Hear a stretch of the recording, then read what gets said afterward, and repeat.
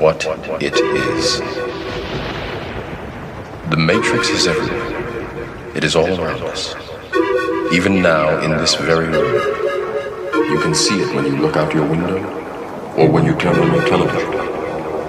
You can feel it when you go to work, when you go to church, when you pay your taxes.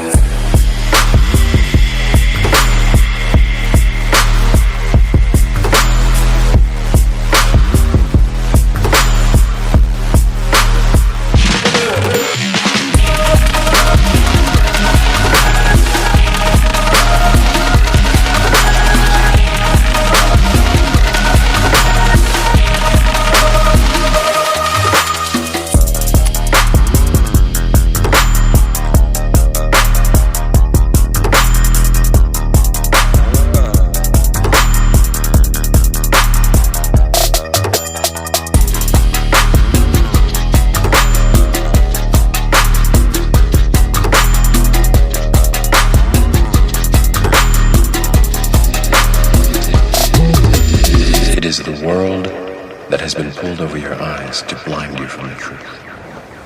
What truth?